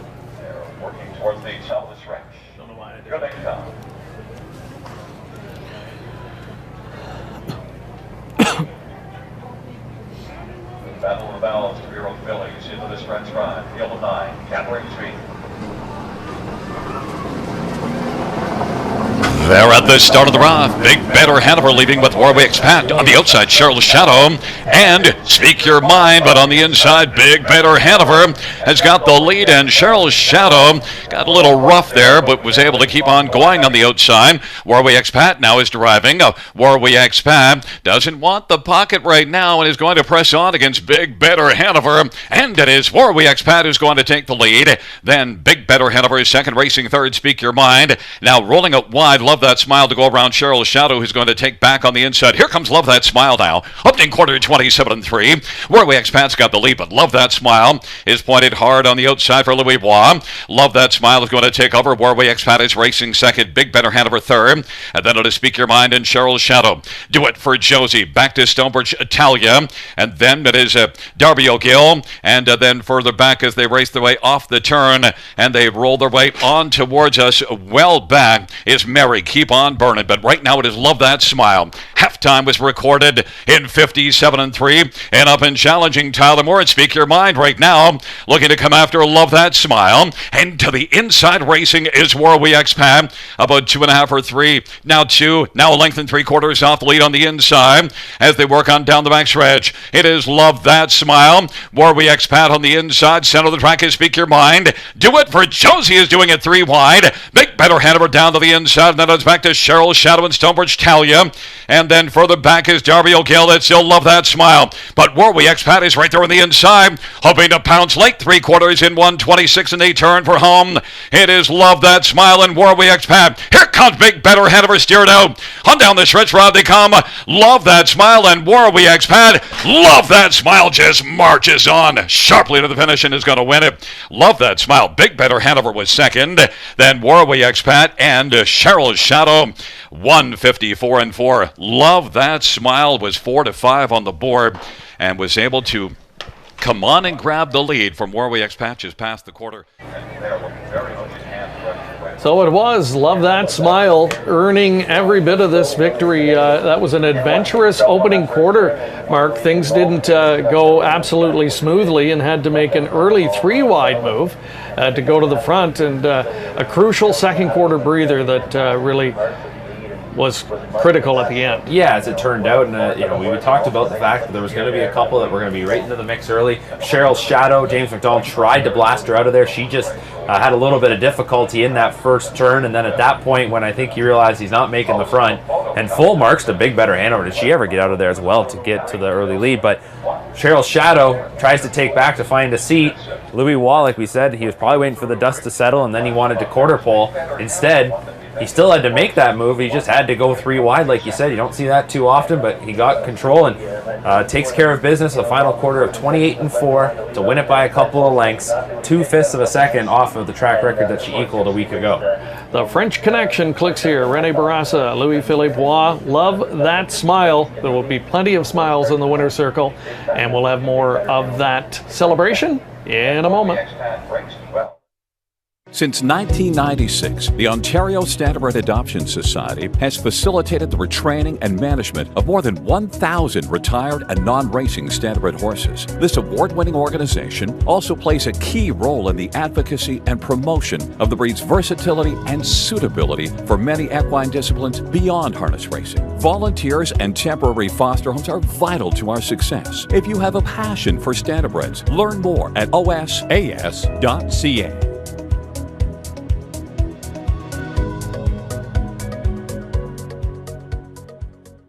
By now, you know the name COSA-TV, an industry leader producing unique, high-quality digital content promoting harness racing in Ontario. Features, virtual programming, live events, and more. COSA-TV has it covered.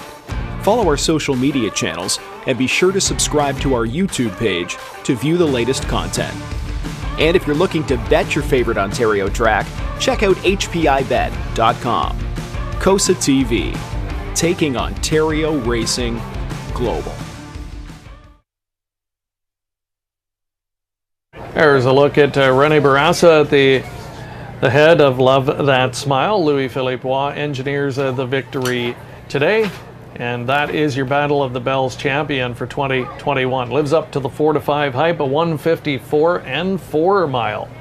and really showed a lot of versatility, a lot of professionalism, handled some adversity in the early stages of the race, and really no anxious moments once she made the lead. No doubt about that. Once she got the lead, got a little bit of a challenge there in the third quarter, but nothing that she couldn't handle. That was clear.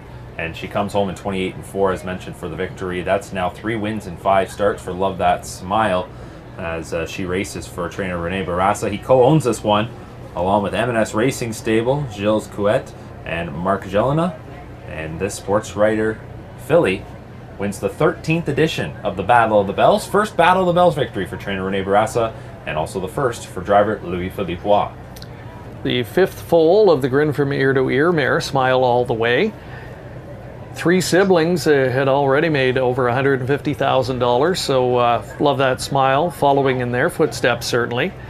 With the lion's share of the payday today, it puts her right on the verge of $100,000 in earnings and counting so far. And Sports Writer the Sire, his stamp all over Industryday, and especially this race, the Battle of the Bells and Battle of Waterloo. Prices are in. $360 is your win ticket return. Big Better Hanover, sure, the Connections were quite happy. She rallied impressively in the final quarter to pick up that place spot, and you get an exactor of $33.20 with those two. A dollar try at just over $48, and the Superfecta 1, 2, 3, and 5 tops $103. So one half of our big late double in the books here, the Battle of the Bells final to Love That Smile, and we'll have some words from the winning Connections here in just a moment as they continue to get the photographs here in the infield location at beautiful Grand River Raceway. Robert Reed Jr., I believe, is now standing by with winning driver Louis-Philippe Roy. So we'll hold tight here as they get into position, and we'll send you over there in just a moment for some winning words. Here we go. The Battle of the Bells, champion driver Louis-Philippe Roy aboard Love That Smile. Louis, first thing I got to ask you is, how does it feel to be a winner of the Battle of the Bells? That's pretty exciting for having raced here a few years, seeing either Jody or Doug winning all those races often. I started racing on a half mile like a lot of guys, so it's a different type of racing, and it's exciting to be successful at it. Right, and you know, we spoke earlier, Louis, and you said you didn't really want to get into too much trouble in that first turn, and that's really exactly what you did.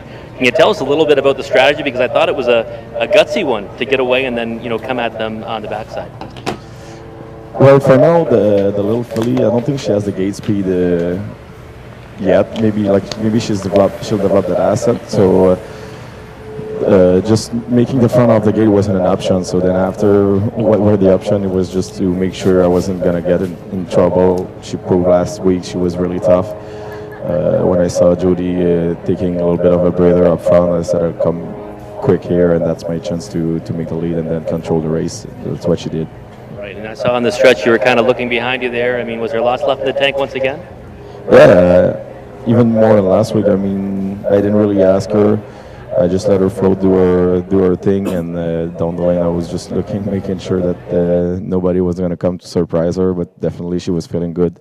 All the credit to Barassa's team there. Oh, definitely, yeah. She's definitely a real nice filly, and Renee's done a great job with her. And one last question for you, Louis. You know, you had a second so far with this one in a gold over at Georgian. Do you think it's just a matter of time before she breaks through and wins at the gold level? Yeah, she's never been on the big track yet, so that'll be pretty exciting to see her going in Mohawk against those filly. Definitely last time, the time she impressed me the most, I would say that was in Georgian in the gold there, where she was second. And then after coming in here, I knew a little bit more about what to expect from her, and she didn't disappoint. All right, well, congrats again, Louis. And we got Louis-Philippe Roy, your 2021 champion driver in the Battle of the Bells.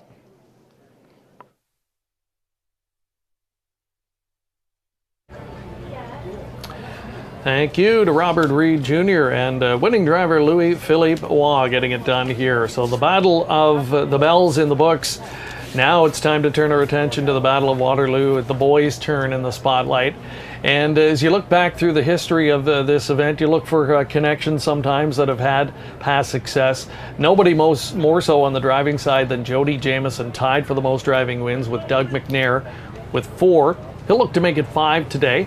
And a couple of East Coast trainers, Wayne McGeen and Dr. Ian Moore, each have a training victory in the race, and will look to add to those totals today. Yeah, and they come back here for Wayne McGeen. It was a couple of years back where he won with Bronx Sealster. That was in 2018. Trevor Henry was in the sulky on that afternoon. Trevor Henry, he's going to drive number 2 sports box, but as mentioned, Wayne McGeen, he sends out the second tier starter Twin B Raptor. That'll be Colin Kelly who gets the call here today for the first time. And then trainer Dr. Ian Moore, I think all we seemed to, when we were covering the baby races, talk about were his trainees. He had a ton that were making noise early on, and he's going to send out multiple starters here in this final as his 2-year-olds continue to perform quite well. Let's look back now 1 week ago to the eliminations, a pair of them to set us up for today's $251,000. First split, it was Aaron Wood Eve getting it done. Sent off as the favorite for Gabby Sasso and Jody Jamieson. And again, Jody with the experience on the track, able to work out that perfect trip. Yep, you see him right in behind the leader, Century Inspector, who rolled out of there for a 27-4 hot opener. Century Inspector tries to go the distance, and you can see Jody Jamieson here biding his time. He knows exactly what's coming when they swing into the lane, and he comes up the passing lane and will get it just in time. It was a narrow victory, but nicely done there from Jamieson. Century Inspector raced quite well, and your third place finisher was Ron, so it was Ian Moore trainees that were second and third in that elim, but it was Aaron Wood Eves breaking the maiden with that score. Son of State Treasurer, a former Ian Moore trainee as well. Second split, the high profile Better Have My Money came in with high expectations for his connections, the Miller Farms, Nick Gallucci, James McDonald.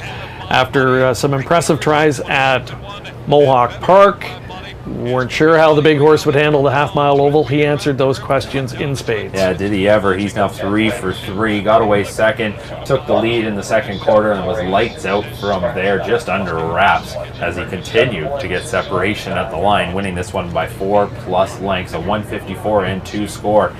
Just an easy-looking 28-1 final quarter. He just made it look effortless. 54-2. Another colt won his first appearance at Grand River a few years back in 154-2. Went on to a pretty nice career. His name was Some Beach Somewhere. Not drawing any comparisons to him just yet, but this colt certainly does look like something special. Speaking of the beach, Paul McDonnell was on hand for an autograph signing earlier today. With the Canadian Horse Racing Hall of Fame. They had a special presentation happening earlier today, and it was great to have Paul here for an hour signing an autograph book about the great Some Beach Somewhere, and getting to meet fans, the nice group in attendance here today as well. But getting back to Better Have My Money, owner George Miller, a long and illustrious career in the ownership ranks here in the province of Ontario, and if we read an article on him recently, you'll know he survived a very serious health scare not that long ago. You know, there's nothing like a double lung transplant and nightmare complications after that to put things into perspective. And we caught up with George recently, and he tells us a little bit about that and his outlook on life and how that's changed. My goal is being alive, having these new lungs, and the farm. My life is perfect. I've got a beautiful wife, I got great daughters, I got phenomenal grandchildren. My life can't get any better than it is right now. So yeah, there's not a race out there that, I mean, I like to race in a bunch of them, but no, you can. I'm happy to go up to Hanover and win a grassroots race because I like going up there. I've won a lot of big races. I had Ball and Chain. We've won a lot of the big ones. It's something about breeding your own and having them off the farm and going with them start to finish that makes them a little bit extra special. So yeah, I mean, I'm just going to enjoy this year, take it in. I know with 2-year-olds and sometimes with 3-year-olds, it's so fragile, like anything can happen.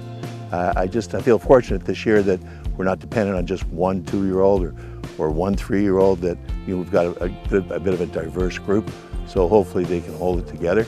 And but Nick's managing them well, so I think our chances are pretty good. But I think with young horses, you got to take it week by week. But no, there's nothing special. Just staying healthy. That's all I want to do.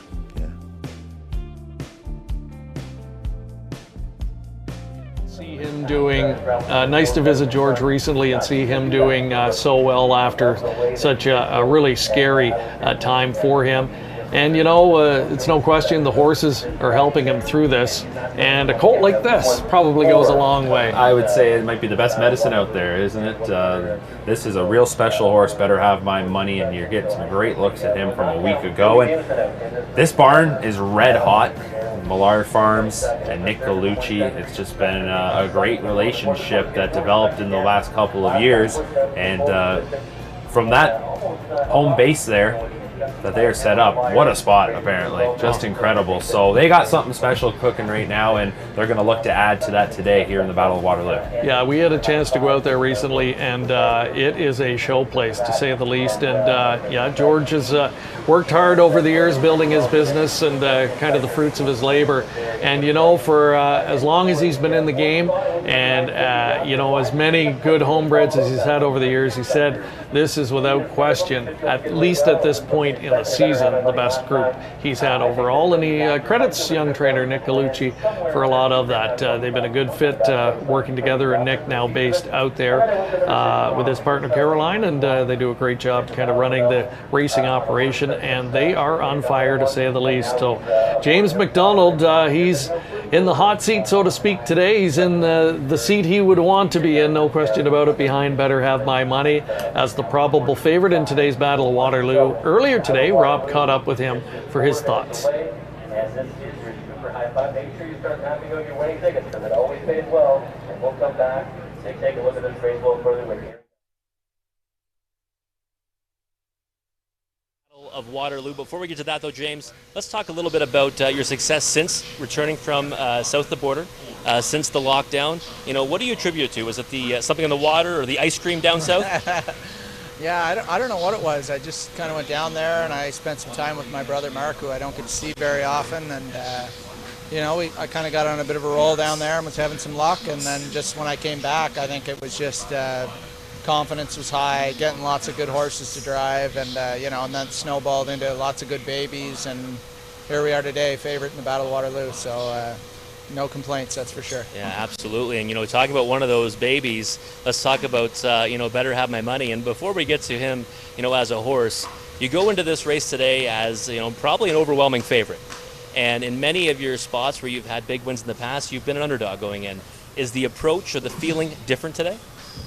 Yeah, I mean, there's always pressure going into a big race, but it's good pressure, you know. Yeah, you want to be the guy driving the 2 to 5, 3 to 5, or 4 to 5, whatever he goes off as favorite in the big races, because you know, that means, you know, if you can keep him out of trouble and do your job, your chances are high of winning the race. So that's just my job going in, and I don't look at it any different. I mean, you prepare the same. You want to get as clean a trip as you can get, and if that happens, then hopefully the racing gods are on our side and we can get a good chunk. Okay, and talking about that elimination win last time, incredible effort, you know, open legs victory, looked like he was well in hand of the wire. How much did you have left in the tank?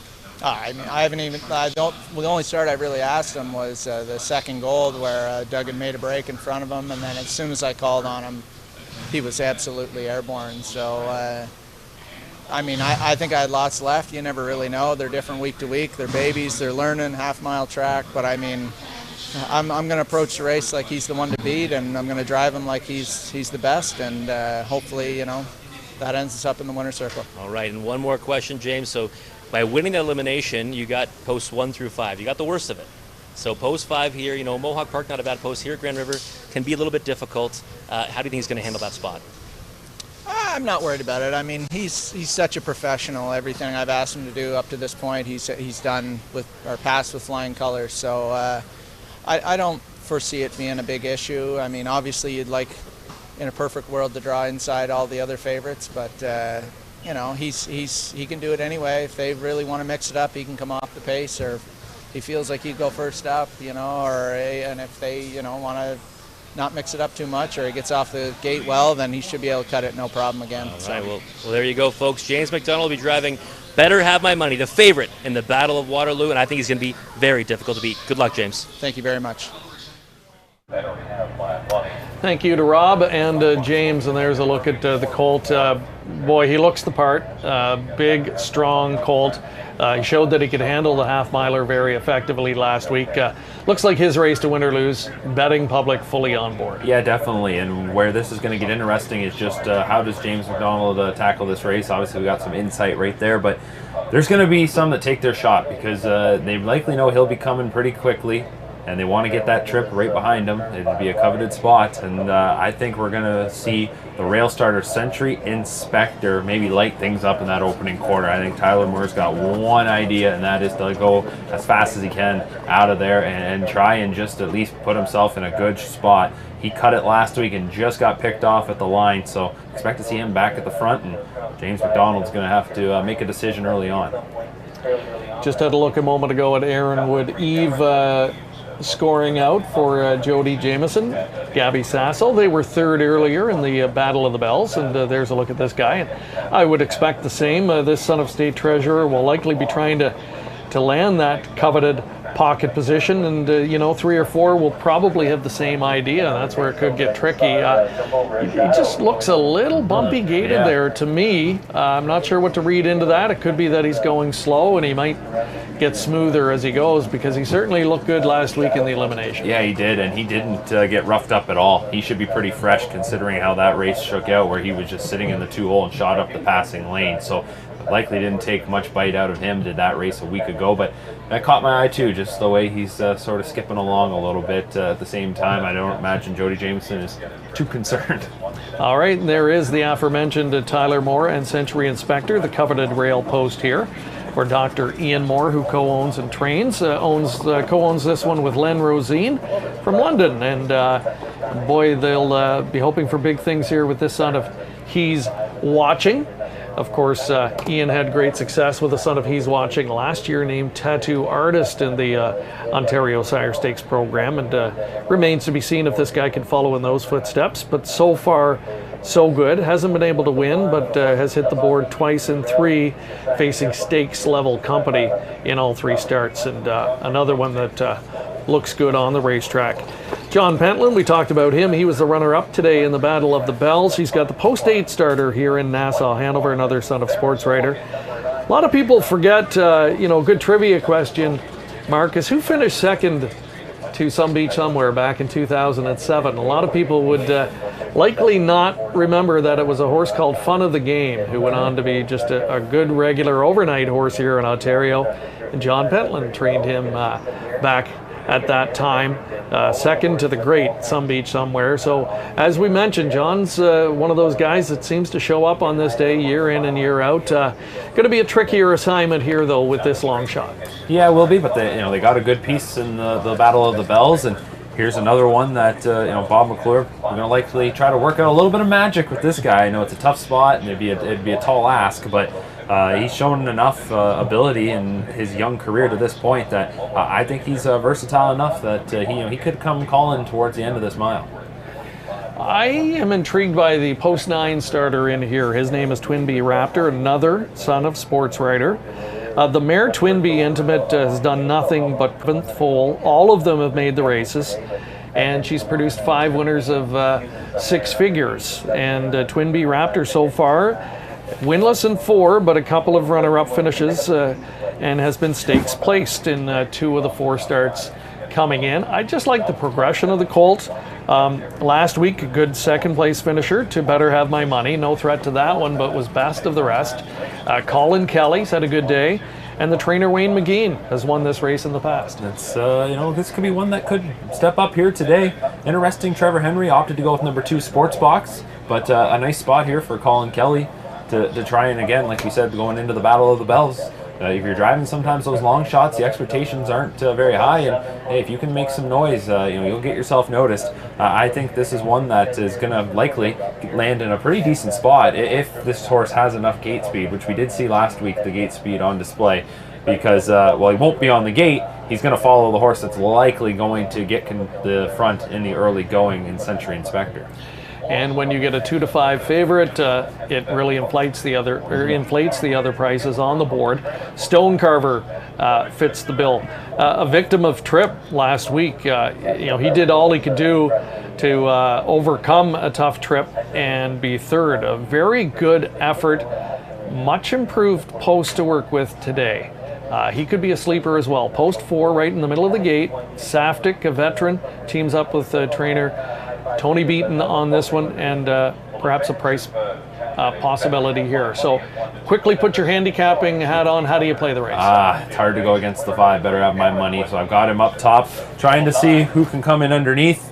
The other elimination winner might sound like an obvious one, so let's throw in Stone Carver. That's who I had for third. All right, I'll throw in 1, 4, and 9 underneath the 5 if I was playing in maybe your exactors and trifecta wagers.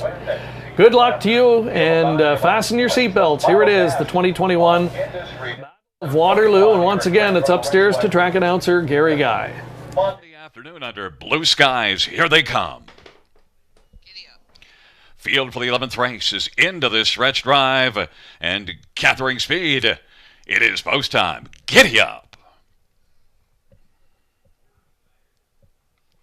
Field for the 11th race is at the start of the rough. Aaron Wood-Eaves is going to leave. Better Have My Money.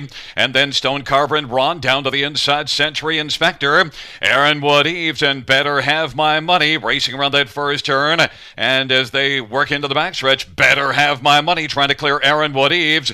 And then racing third is Stone Carver. Century Inspector is racing fourth. Right now, Aaron Wood-Eaves is still parking out. Better Have My Money. Better Have My Money is now leading a length and a quarter. Better Have My Money had to work to clear to the front, clears right at the quarter.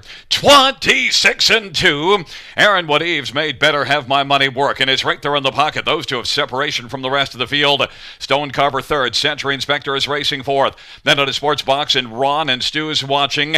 And down to the inside, Twinbee Raptor, and then Nassau ahead of her. But right now it's a 2-horse race, and it is Better Have My Money in front of Aaron Wood-Eaves as they race the way off the turn. Better Have My Money. 26-2 quarter. 54-4 was the halftime. Better Have My Money. Aaron Wood-Eaves, and now Century Inspector has moved up and taken third. Stone Carver is racing position fourth, and Century Inspector was able to tuck back down to the inside. Ron is on the outside racing fourth now, and then it is Stone Carver, and then on the outside, Stu's watching is advancing on the back of Ron, and also coming now, so ahead over to the outside to the inside sports box, and then that is back to Twinbee Raptor. It is Better Have My Money and James McDonald with the lead. Aaron Wood-Eaves is right there now and is going to come to the outside. And also on the outside, Century Inspector, 3/4, 124. And it is Better Have My Money. Aaron Wood-Eaves took back down to the inside. And then Century Inspector. Stu's watching is racing fourth, and now so ahead of her. Dueling with Stone Carver for fifth. And then at his sports box on down the stretch drive they come. In the Battle of Waterloo final, Better Have My Money. Aaron Wood-Eaves is chasing. Better Have My Money, and Aaron Wood-Eaves. Better Have My Money was able to hold off Aaron Wood-Eaves, and then it was Century Inspector. Stu's watching, and Stone Carver. That was a thrilling dash. 1:52.4 is the mile time, just 1/5 of a second. Short of the track record. Well, that ended up being a much more entertaining edition of the Battle of Waterloo than we thought it might be going in.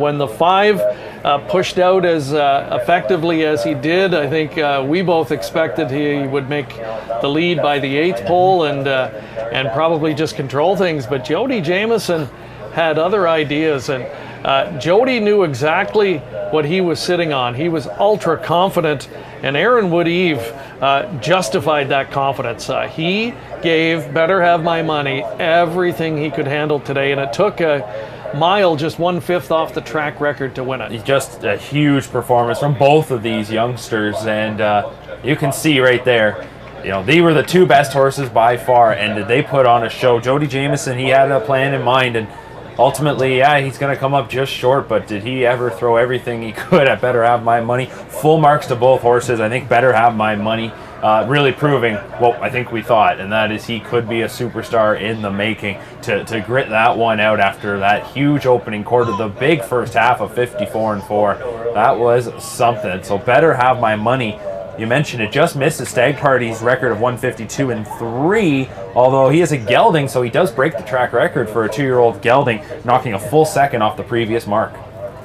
And there he is coming back, and yeah, they really had to empty the tank here today. And to have a 28 4/4 left after those fractions is impressive, because he needed it. Anything less than that, and he's the runner-up this year. Aaron Wood even, you could tell by the body language of the colt, Mark, those fractions of 54 4, 124, and he was glued to James's helmet on that last turn, and I'm sure put quite a scare into the connections. But Better Have My Money remains perfect. He's now 4 for 4, and really tested today for class, and passed that. But going to be fun to watch these two when they hook up the next time out. Century Inspector, really nice effort. He in fact was right there with the top pair and made a move on the last turn. Yeah, he did, and he got into the hunt. I thought he would have maybe even got away right there with those lead pair. I guess it just showed how quick those two got out of there. We know that he's a little hot maybe in the early going, and he's got a lot of gate speed, but Century Inspector ends up kind of mid-pack and then loops himself up into a third-place finish. So I think the connections will be happy with that performance. So we've got a large group gathering over here for the winners presentation. The dream season continuing here for James McDonald. Really firing on all cylinders. Nick Gallucci and the Miller Farms stable can do no wrong. An embarrassment of riches almost with that operation this year, and pretty much all homebreds too. So it's an exciting winner circle, to say the least here. Congratulations to the Ian Moore operation, who finished 3rd and 4th there, and I'm sure would be happy with those results as well. And Aaron Wood Eve really steps up and shows us something here today. That elimination was impressive, but this today was ultra impressive, and really gave the winner everything he could handle. That Son of State Treasurer appears to have a bright future as well. There's Nick Gallucci with the baseball cap on, holding the trophy. And again, James McDonald celebrating this victory. Again, we marvel at these youngsters. He's a good feeling colt. We saw him at Miller Farms, and he has lots of energy and well-mannered, but a bit of a handful to certainly handle. But here he is when he's at the racetrack. He knows what he's doing, and just acting like a real pro there today. Is he ever? We talk about just his appearance when he comes onto the track. I mean, just look at him there right now. He's got that presence to him, doesn't he? And that's a horse that, like I said, you don't like to put those words like superstar too young or too early into their career, but his trajectory, it looks like it's heading that way. Yeah, he's a big powerhouse colt, and I think you can get a good indication of that here. Bigger and stronger and more athletic than most 2-year-olds you see at this point. And the sky really is the limit for this guy. He's got all the weapons. He has all the pieces, and he showed that again today. When a colt of that size and stature can handle a half-mile track like this, has that tactical speed, has that fight in him, wants to dig in and beat horses, boy, he's got everything. Yeah, definitely. 54 4 first half. That was just wicked. And then just to even get enough of a third quarter breather there, and then to be able to turn it right back on and to fight off a horse like that, that's one that's going to stick out for quite some time when you think back about Battle of Waterloos. A popular winner, $2.80. 520 exactor, and we've got the winning connections. We're going to head over now to join Rob Reed Jr. and James McDonald. A lot of big races in your career. You've been on fire since we returning from the shutdown. How big is this victory for you today? Oh, it's huge. I mean, anytime you get a crack at some of these signature events, you got to take advantage of them. And Nick did a great job. He had the horse, ready, and the horse just he did it all. So I mean, I'm really happy for everyone involved, and happy to see a good crowd here today at Grand River, and it was really awesome. All right. I got to ask you about the relationship between you, Nick Gallucci, and obviously Millar Farms. I mean, we got the Burke Brigade and the Alanya Armada in the States. I think we might have to start having something for Nick Gallucci up here, because I don't think I've ever seen so many talented youngsters coming forward and really winning, in every phase of the OSS program and in overnights as well. So talk a little bit about that relationship. I mean, it's just a testament to how hard they work all winter, and he's just done such a great job. Like I said, to have one better have your money or better get my money or whatever, I can't think right now, but better have my money. That's amazing. But to have like 3, 4, 5, like they just, every time he brings them to the track, it makes my job easy, and I'm really happy for him. He's worked hard, and it's really great to see him and George having so much luck, and hopefully it continues. Oh, definitely. They're having a fantastic season, and obviously Nick's done a great job with this one. Let's talk about Better Have Your Money, because you spoke to me earlier in the season, and you were excited about this one before you even stepped foot on the track. So what is it about this one that's just so special? It's just his versatility. It's everything about him, really. Like, I can't pinpoint one thing. He showed his gate speed today. I've never had to use it before, but he'll come off a helmet like a bullet. You can take him back. He'll settle right in. He's built like a 5-year-old and just the maturity of a 10-year-old. So it just shows all the work they put in, and it's paid off, and it's just making my job a lot of fun, and I enjoy coming to the track every night to drive horses like this. Right, a little bit about the trip today. Down the backside, I was surprised that you got hung that long and you were going that quick. Any surprise for yourself there that you were out there that long? No, I mean, there's no layups in this business. I knew I'd be heavy favorite, but I thought if Jody got off the gate well, he would be more than content to follow me, but he was going to make sure he made me pay the price, which, I'd have done the same thing. So kudos to Gabby. She's got a good barn full of horses, and she's having a great year, and that horse raced terrific tonight, because I think the world of my horse, and he got stretched hard, and I had to push him, and she was right there at the wire. It was like I didn't even know if I won when we hit the wire. So it's just it's a great race. It's fun to be a part of, and I'm happy to end up in the winner's circle. All right. Well, congratulations once again, James. There you have it, folks. James McDonald, your 2021 Battle of Waterloo champion driver aboard Better Have My Money. Well, there is the photo, and it was close. We'll call it a neck victory there, and great finish. So that's going to go down as one of the better Battle of Waterloo finals, and I think the winner, Better Have My Money, it'll go down as one of the greatest individual performances in a winner as well. Congratulations again to the Connections. A big year for George Miller, the owner, and great to see after the health issues that he has gone through in the last year or so. A reminder today for everybody who was tuning in, and send us a like, a comment, a share. You're entered for that draw, so stay tuned to our social media channel on COSA-TV, and we will announce the winner following our show today for that set of Doug McNair autographed driver colors. And thank you so much again for everybody who was tuning in today. Well, it was a busy weekend. We had 2 shows this weekend. As we look ahead, we'll have a little bit of a break in the action, and we'll be back later this month. We're going to be heading up the highway to Georgian Downs, another new venue. Georgian Downs, the 5/8 mile oval in Innisville, Ontario, for this year's edition of the Earl Rowe Memorial Trot, and a great undercard planned for that night as well. Then it's back to Woodbine Mohawk Park for 3 events throughout September and into October. The Mohawk Million is back. We're very excited about that, and going to be able to do that in front of spectators this year. Grassroots Championship Night, October 2nd. It's Super Final Night. That's going to be a good one. We'll see some of these horses back for that on October 9th. Thank you again for joining us today, Mark. A lot of fun, and I think the storyline, of course, aside from the great racing we saw on the track, and we talked about it a few times today, was seeing fans out here being able to enjoy this and the atmosphere. It was just fantastic. We missed it, didn't we? So it was great to have the fans here. It was a great show that was put on, and I think you already hit the nail right on the head. That's a performance we're going to remember for many years to come. Absolutely, and events like this, we're going to see a few more of the big ones coming up. We've got Hambletonian Day coming up this weekend at the Meadowlands. You look ahead to the Little Brown Jug, Gold Cup and Saucer down on the East Coast coming up, and of course a lot of huge races right here in Ontario as well. So we hope you can join us for continuing coverage. Enjoy the rest of your long weekend here in Canada, and we will see you next time on COSA-TV.